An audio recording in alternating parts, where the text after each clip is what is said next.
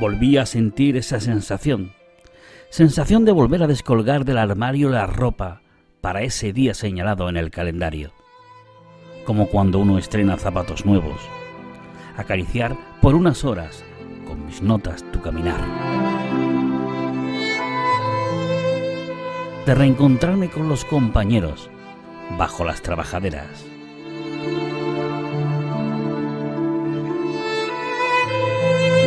sentir de nuevo esa sensación de vestir la túnica como la primera vez.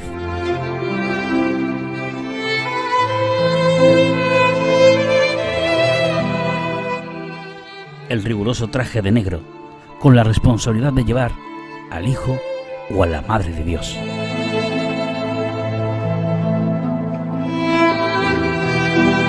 Todo tiene su ritual como cada año, pero cada año es diferente. Momentos que se quedan en la retina, en el recuerdo, días de ensayos, de igualás que se desvanecieron por un virus. Unidos por un mismo sueño, un sueño que existe y tiene una distancia muy corta entre el sueño y la realidad. Allí habita un silencio íntimo que se esconde bajo la piel. Las vivencias cofrades. Vivencias cofrades llenas de una intensa ilusión porque ese día llegue de nuevo y sea una realidad. Sigamos teniendo sueños que cumplir y podremos alcanzarlos. Pronto, muy pronto, estos sueños nos llevarán allí, a ese lugar donde el corazón es feliz y donde de nuevo volver a sentir.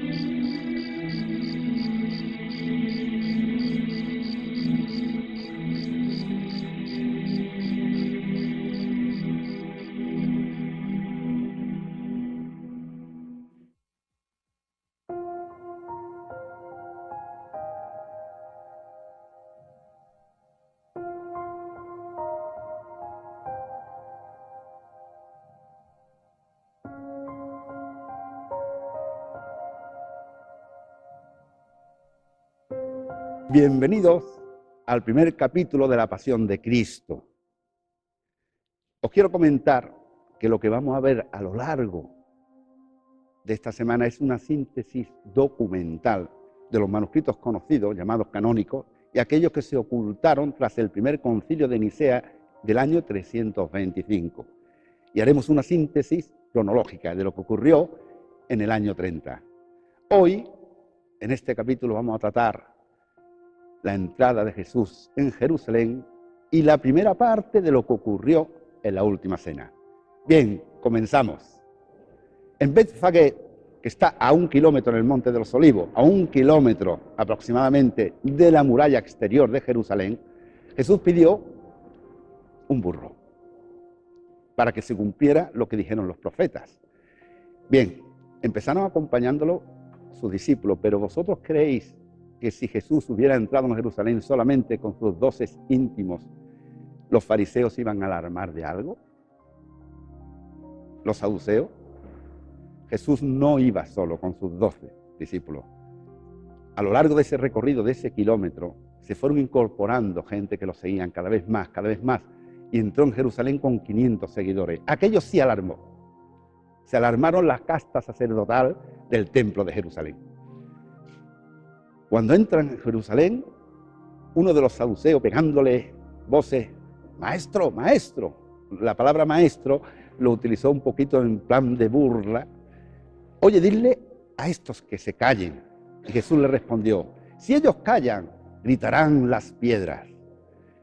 Y después pasó algo clave que no lo vamos a ver en este primer capítulo, lo veremos más adelante, porque esto que va a ocurrir ahora mismo le llevó a Jesús a terminar crucificado. Unos fariseos se aproximaron y para ponerlo a prueba le dijeron, maestro, ¿es lícito pagarle tributo al César? Y Jesús les dijo, dadme una moneda. Le dieron la moneda y claro, la moneda tenía el busto del emperador de Roma, de Tiberio César.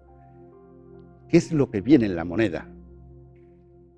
Y dice el César, pues da al César lo que es de César y a Dios lo que es de Dios. Cuidado, que esta frase es clave, como veremos más adelante. Jesús, enfadado por los cambistas y aquellos que hacían negocio en el templo, los expulsó, tirando todas las mesas. Y aquello pues aún más iba incrementando el odio de la casta sacerdotal sobre ese hombre. Durante esa semana, Jesús predicaba por la mañana al templo y por la tarde acudía a Betania. Betania está a unos 3 kilómetros al sur de Jerusalén, a casa de Lázaro y de sus hermanas María y Marta. Durante esa semana, Marta, de ahí que sea la patrona de la hostelería, era la encargada de prepararle la comida, la cena a Jesús, y María simplemente lo escuchaba. Le encantaba estar con él. Y lógicamente su buen amigo Lázaro. Tened en cuenta que aunque la historia de los canónicos nos habla de Lázaro, Marta y María, ellos ya se conocían desde niños. ¿Por qué? Porque el padre de Lázaro, Marta y María se llamaba Eleazar. Y cuando Jesús tenía 5 años y huyó y estaba en Egipto porque había huido con sus padres, la Sagrada Familia, con 5 años conoció por primera vez a Lázaro, Marta y María. Y José se hizo muy amigo del padre de ellos, llamado Eleazar. ¿Qué ocurrió? Cuando ya Jesús era adulto, justo en esos momentos, pues la amistad continuó hasta los últimos días. Bien, pues continuamos con la cronología. Esa semana predicaba en el templo y a su vez estaba en Betania. Cuando Jesús preparó la última cena, ten en cuenta una cosa, porque en la última cena se habla víspera del Sabbat, es decir, viernes, víspera del sábado. Bien, en la época judía, y nos vamos a trasladar, estamos trasladados lógicamente al año 30, el día culminaba cuando se ocultaba el sol. Evidentemente para nosotros la última cena se celebró el jueves, pero fue a partir de las 9 de la noche. A las 9 de la noche, lógicamente en Jerusalén, era ya viernes de madrugada. Que por cierto, estoy ahora mismo hablando en la iglesia de San Marcos, sede canónica de la Hermandad de la Última Cena, en la iglesia de San Marcos de Jerez, sede canónica, como he dicho, de la Hermandad de la Última Cena. Bien, la Última Cena, ¿en dónde se celebró? Bueno, pues sabemos que se celebró en casa de un hombre rico. Jesús tenía muchos seguidores, pescadores, gente pobre, pero también gente que lo seguían y gente con un gran nivel económico. Os comento, uno de ellos José de Arimatea, otro Nicodemo, y otro desconocido que pasó al anonimato en la historia se llama Elías Marcos. Jesús celebró la Última Cena en casa de Elías Marcos y sabemos que era un hombre con mucho poder adquisitivo, porque en aquella época las casas eran de adobe. Las casas de una sola planta eran de personas de una clase media-baja, pero aquellas que tenían 2 plantas eran personas con unos recursos económicos importantes. Jesús celebró la Última Cena en la 2ª planta, lo cual Elías Marco tenía recursos económicos. Bien, pues Elías Marco era viudo y tenía un niño de 10 años, el que ayudaba a preparar la cena. La cena se realizaba en una mesa, en una tabla baja, y todos recostados sobre una especie de cojines. Y os explico el porqué. La cena de Pascua en víspera del Sabbat era un homenaje que se hacía a los hebreos que huyeron de Egipto. Bien, pues después del lavatorio de pies para la impureza, según las costumbres judías, que fue Jesús el que se encargó de hacérselo a sus discípulos, Elías Marco, ayudado por su hijo de 10 años, que ya desvelaremos quién es ese niño, colocaron inicialmente hierbas amargas. Las hierbas amargas equivalen a la endivia de hoy en día. Unos dátiles, pan ácimo, el pan ácimo es blanquecino, un pan sin fermentar, y un cordero primogénito bañado en vino, ellos le decían vino rojo, pero equivale a lo que es vino tinto. Pues antes de empezar la cena, Jesús cogió un trozo de pan, lo mojó. Aquí tenía a Juan sentado, recostado a Juan, Pedro, y el siguiente era Judas Iscariote. Mojó el pan, se acercó a Judas y le dijo: lo que tenga que hacer, hazlo. Judas se marchó. Todos creían que en víspera del Sabbat Judas iba a encargar de dar dinero, como era el administrador del grupo, dar dinero a los necesitados. Y aquí voy a hacer un pequeño paréntesis en este primer capítulo, porque me gustaría dedicarle estas últimas palabras a Judas Iscariote. A lo largo de la historia, siempre se nos ha vendido a Judas como el traidor.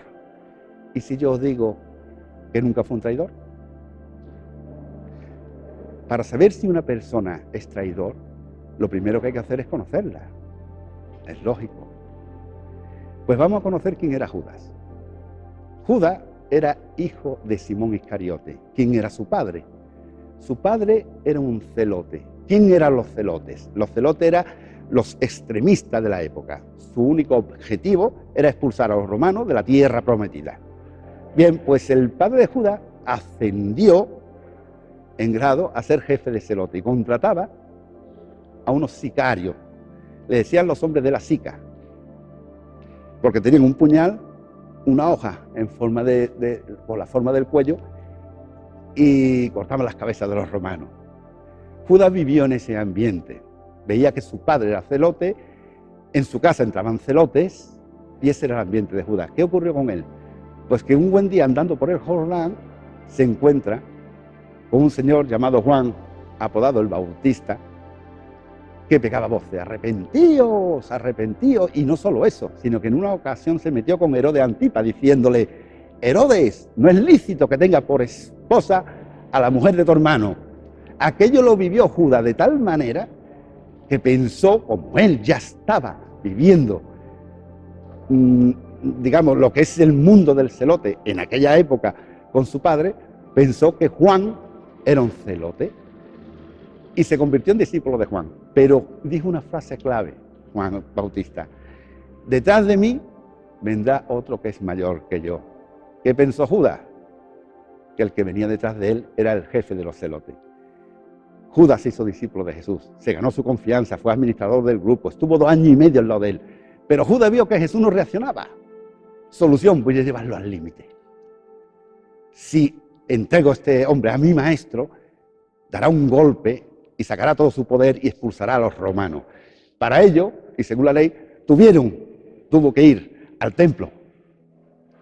Y le dijo a los saduceos, ¿qué me dais si os lo entrego? ¿Y qué moneda le dieron a Judas? Tetradracma. El tetradracma son 4 dracmas, y para trasladarlo un poco a qué dinero realmente, cuál fue el importe que Judas Iscariote cobró equivalente al día de hoy, pues cada dracma equivale a unos 90 euros, 4 son 360, 30 monedas son 10.800 euros, un dineral para la época. ¿Qué ocurrió? Cuando Judas vio que Jesús fue apresado y no reaccionó, se ahorcó en el campo de alfarero. Si Judas hubiera sido un traidor, de verdad, hubiera cogido el dinero, hubiera ido con su mujer, hubieran vivido todas sus generaciones posteriores, pero nunca se hubiera quitado la vida. Por lo tanto, y con vuestro permiso, permitidme cambiar el calificativo de Judas. En vez de Judas el traidor, Judas el confundido. Bien, pues hemos finalizado el primer capítulo. En el segundo capítulo desvelaremos qué niño estuvo en esa última cena, el prendimiento y lo que ocurrió en la casa de Anás aquella madrugada del año 30, 14 de Nisan. Muchas gracias.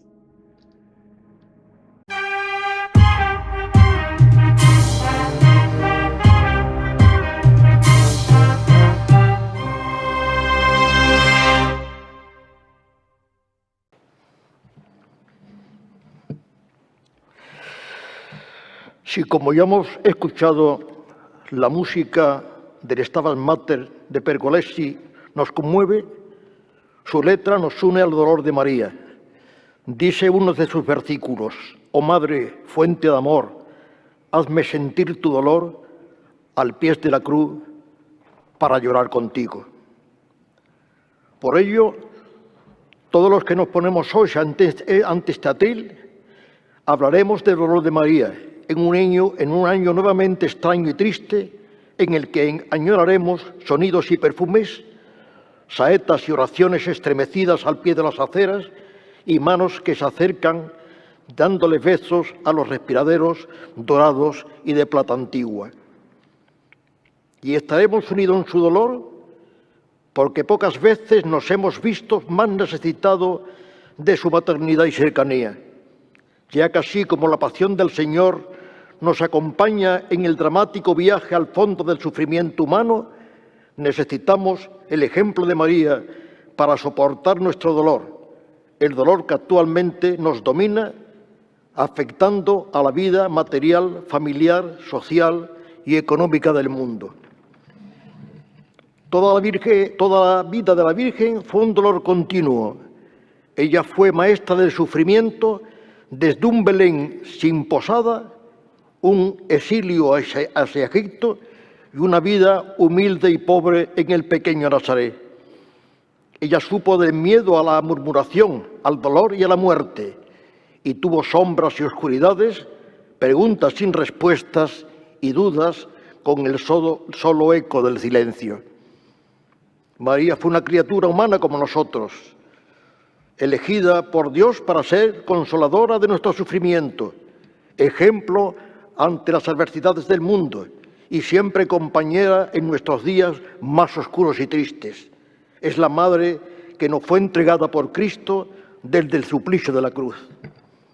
Ante esta misma cruz, elevada en el Calvario, todos los dolores y sufrimientos, penas y María se fundieron en un sentimiento de amargura al ver a su hijo clavado en un madero como un guiñapo roto al aire de la tarde, según la profecía de Isaías.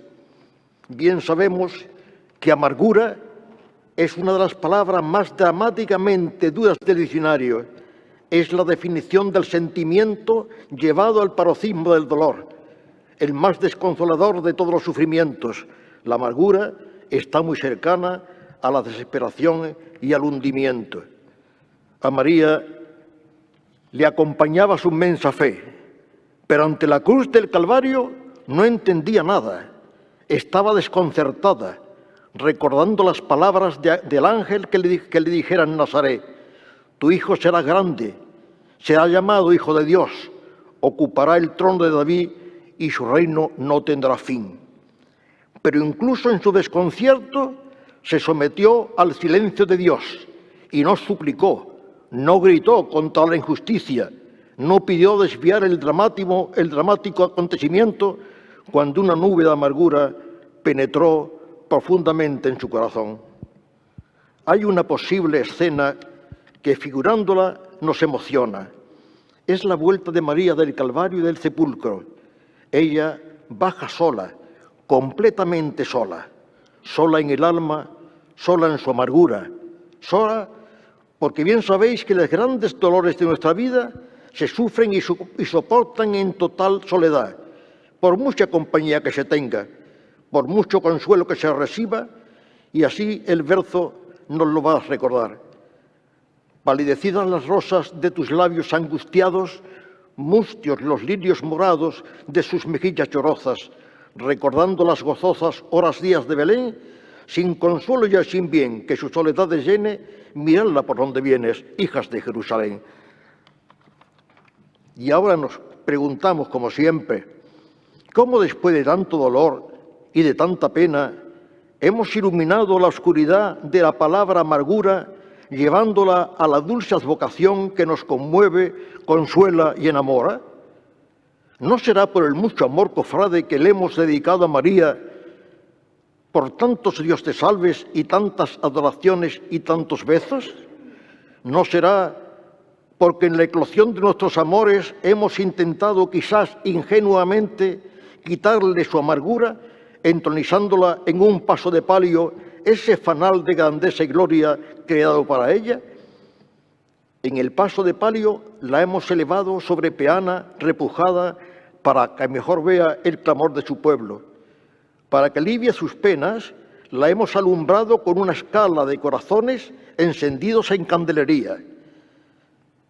Queriendo recordarla del frío de la noche, hemos creado 12 varas de nardos de plata para que la cubra con un trozo de cielo bordado con hilos de ensueño.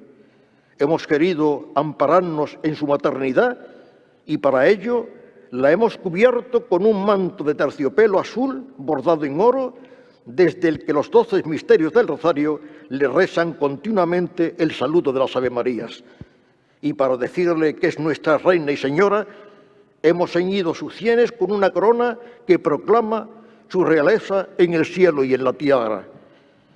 Pero bien sabemos que un año más nos salpicará la tristeza al no verla procesionar entre la adoración de su pueblo.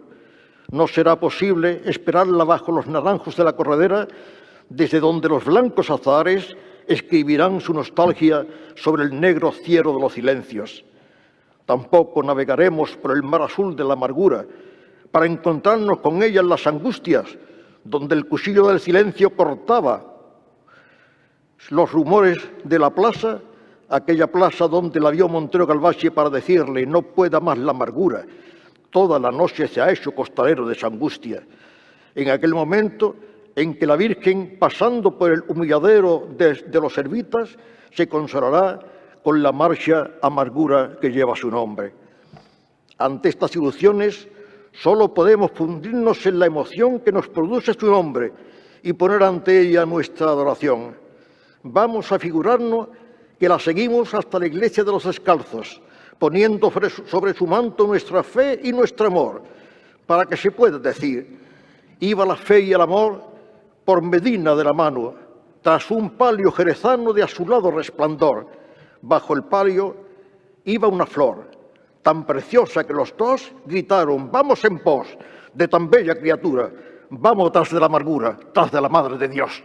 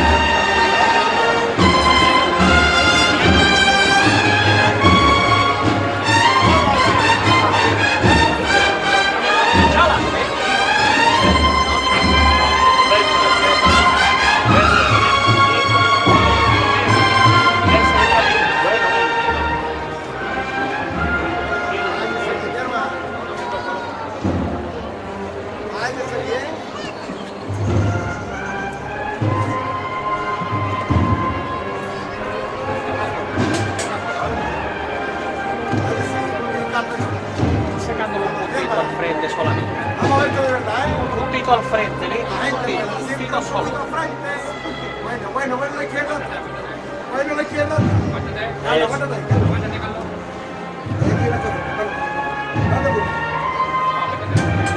Hay que aguantar un poquito. Toca la izquierda, tócala.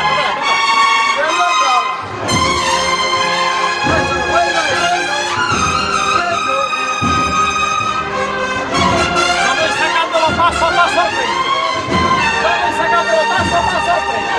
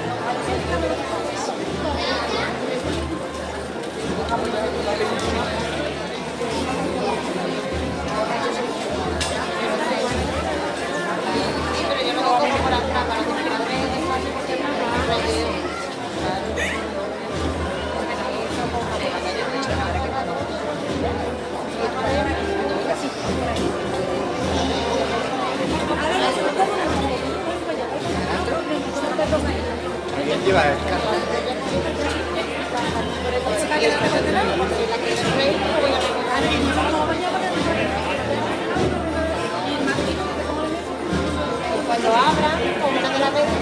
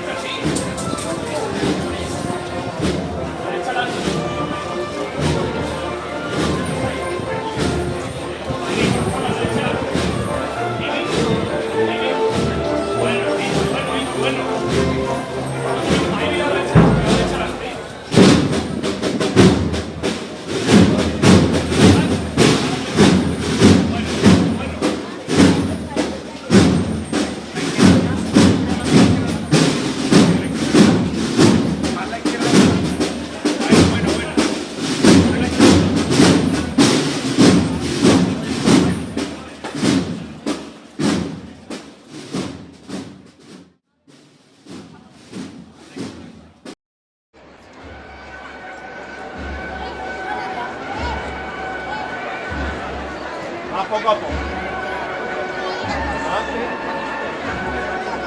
Adelante.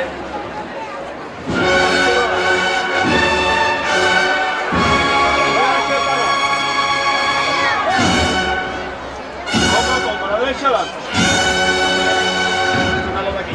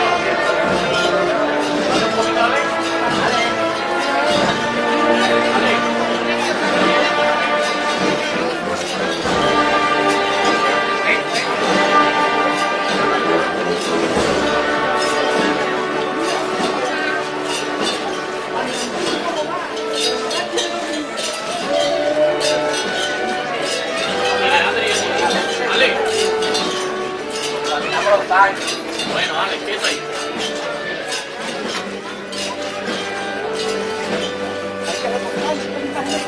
Implantando el bisaco.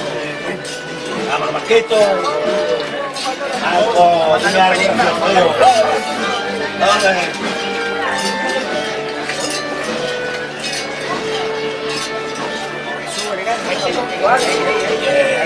Bien hablado.